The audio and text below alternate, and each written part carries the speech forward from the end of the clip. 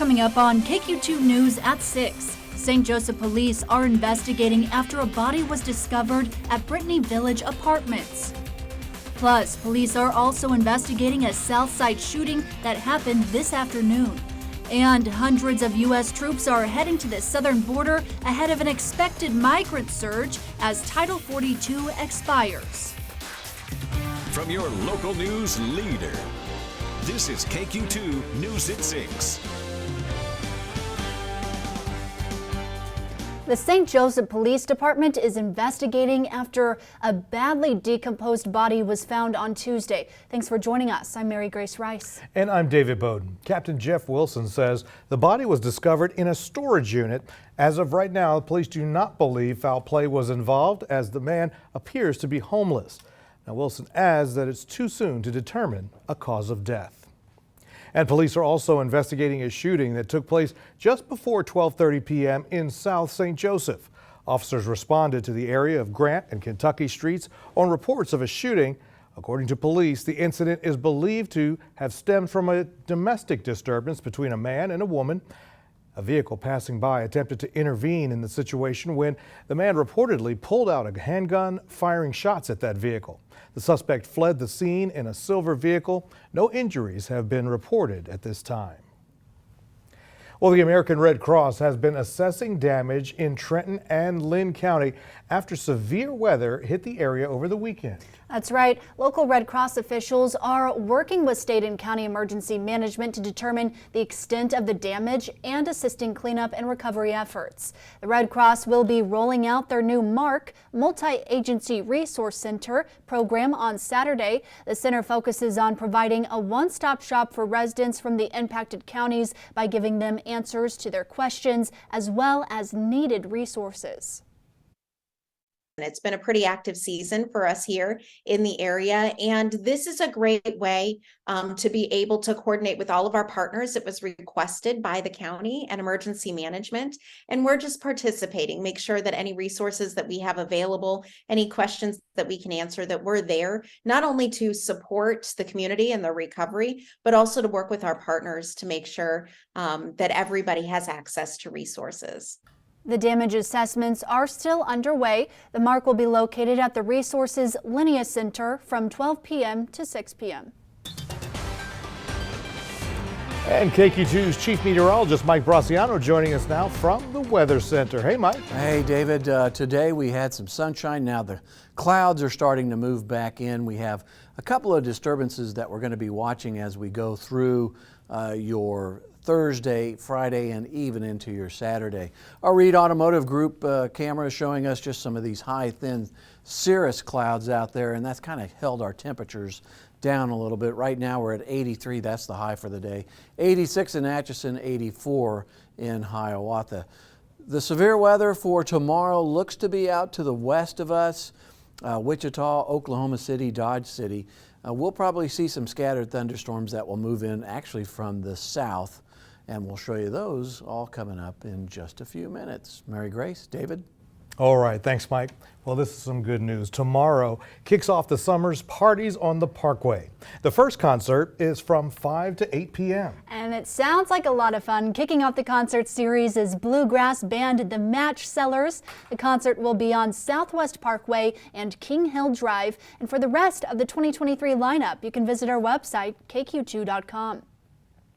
Nottoway County residents will have the chance to get rid of hazardous waste this month. The Nottoway County Household Hazardous Waste Collection Site will be open May 20th from 8 a.m. to noon. The site is at the Nottoway County Maintenance Barn. Residents of Atchison, Gentry, Holt, and Worth counties are also welcome to participate. It is free for residents only. Commercial or business waste is not accepted.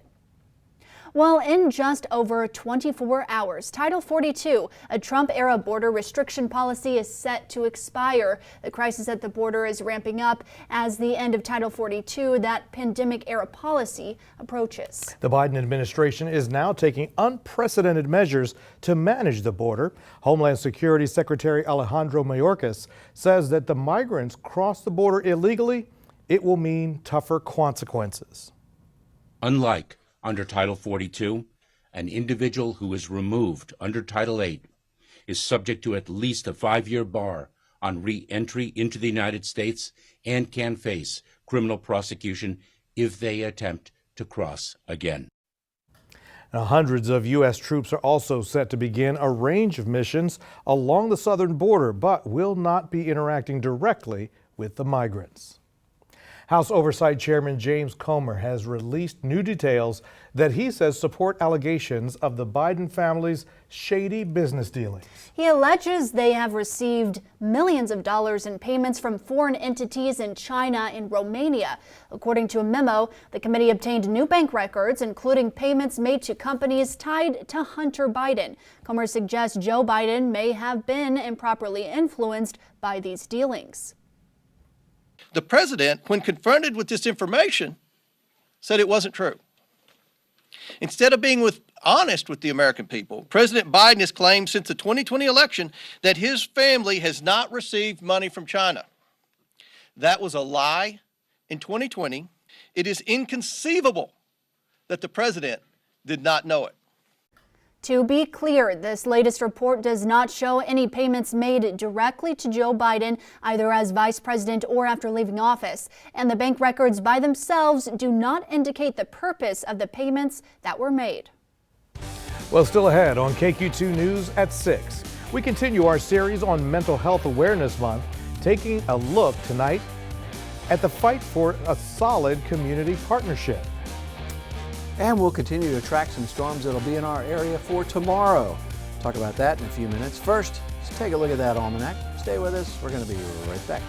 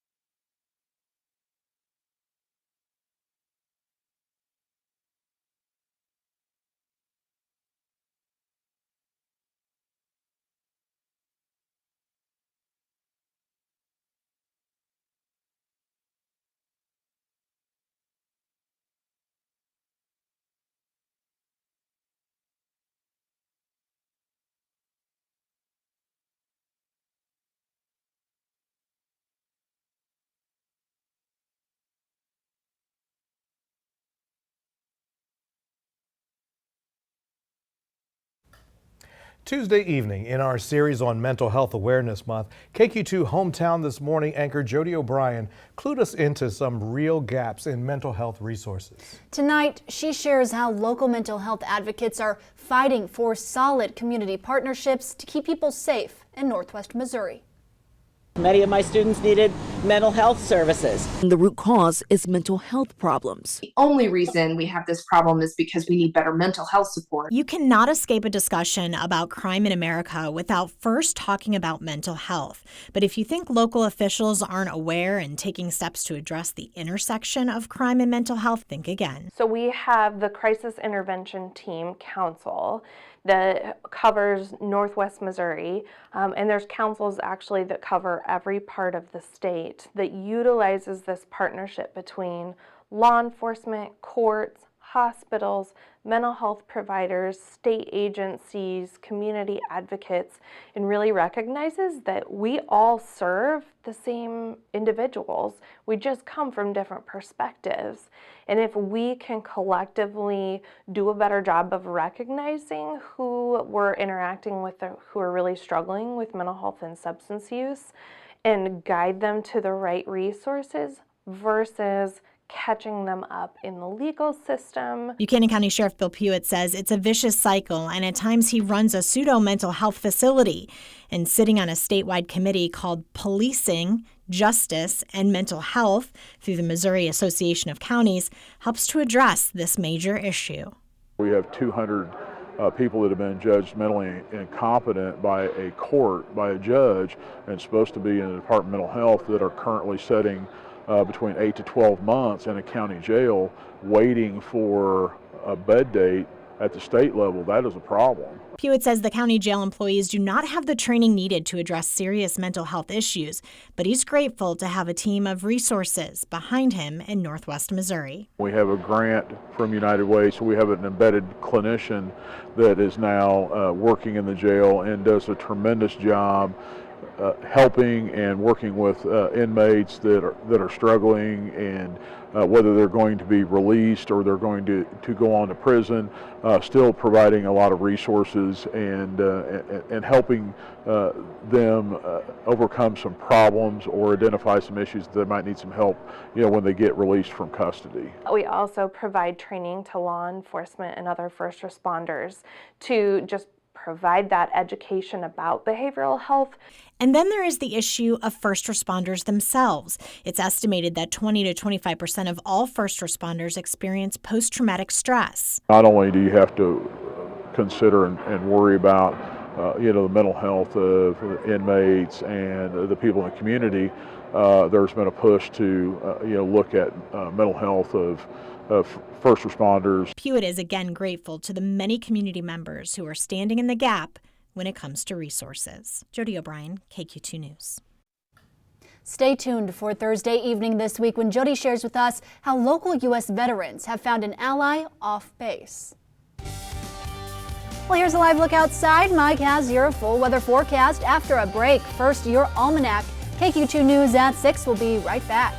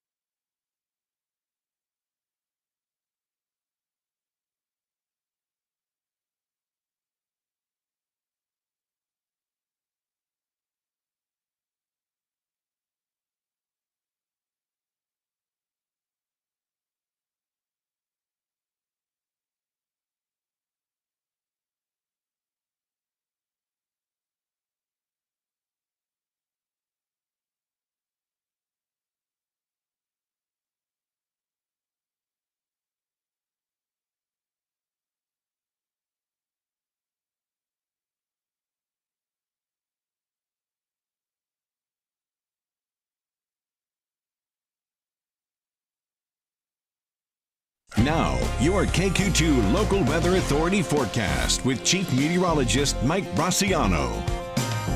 Not really a bad day out there today. No, not too bad. Temperatures got up into the lower 80s. I think tomorrow our rain chances are going to be much better, though. So as we head towards the morning and then again into the afternoon and evening hours. There we go. All right, let's talk a little bit about today. 83 the high, 59 the low, 74 and 51 your normals, 93 the record back in 2011, and 36 the record low back in 1989. All right, here's our rain chances, and really they're not very good until we get into your Thursday at around noon, and then we'll see some scattered showers, same thing around 6 o'clock. Then as we go towards Friday, that chance goes down as we head towards the noon time frame. But I think by Friday night into Saturday, there'll be another chance for some showers. Really got kind of an active radar that's going on. We have big storms here out to the west. We have some thunderstorms down to the south of us. It's these storms down here that will eventually swing their way up to us. And I think by Thursday, tomorrow, that's when our best chances for rain are going to be. And there you can see all those showers and thunderstorms as they will continue to lift our way. 83 right now, 64 on the dew point, southeast wind at 8. So where the rain is falling right now, it's in the 60s. Where it's not, it's in the mid 80s. And in fact, Wathena at 87, 85 up in Savannah, and right now it's 85 in Bethany. So for us tonight, we're going to look at partly cloudy skies and 63. Tomorrow, 76 and really chances for storms across the area. And same thing on Friday, Saturday, and unfortunately on Sunday. It looks like we might have some thunderstorm activity as well. And then next week, temperatures will be back to the 70s and lower 80s. All righty. Well, thank you so much, Mike. Thanks, Mike. Well, when we come back on KQ2 News at 6, Governor Parson announcing a new mobile app to help alert responders to emergency situations. We'll have more on that story coming up after the break.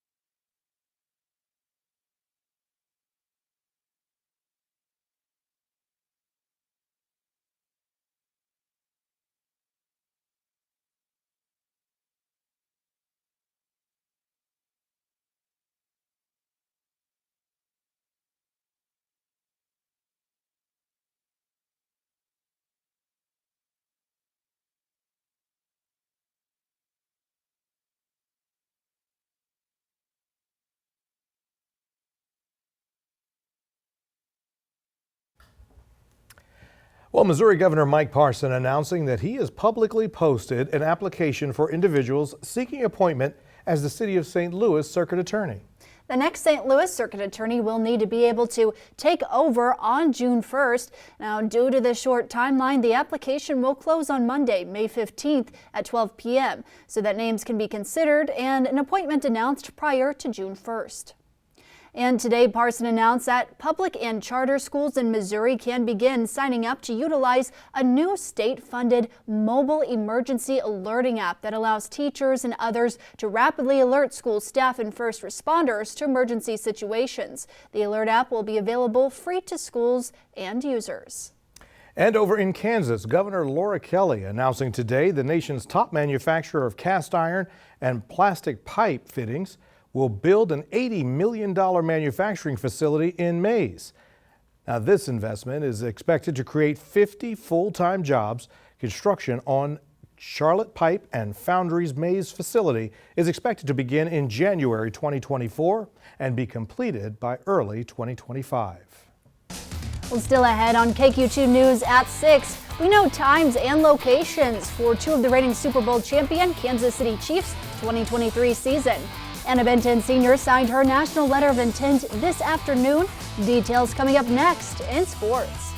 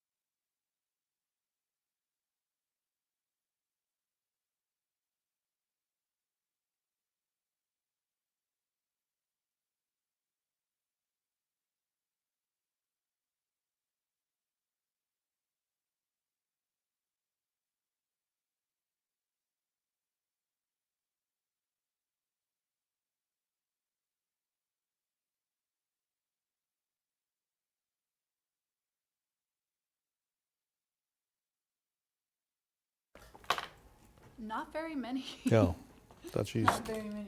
Long. Sometimes, for sure. What's up, man? What's up? How you doing?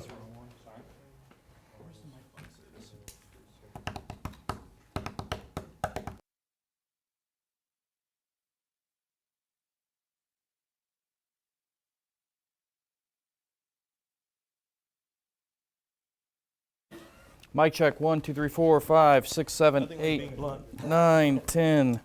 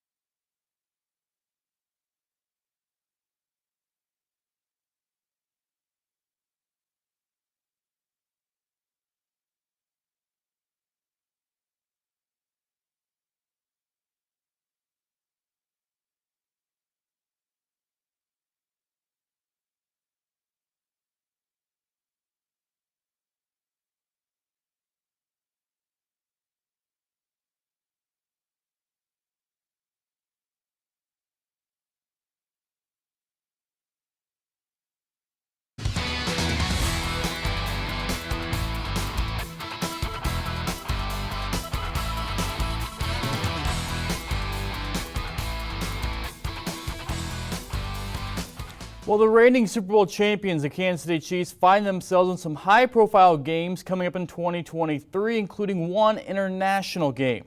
The NFL announcing this morning Patrick Mahomes and the Chiefs will head to Frankfurt, Germany this season to take on Tua Tagovailoa and the Miami Dolphins. It's also the first time the Chiefs will face former wideout Tyreek Hill since he was traded away. And we also know the Chiefs will take on Joe Burrow and the Bengals in Week 17.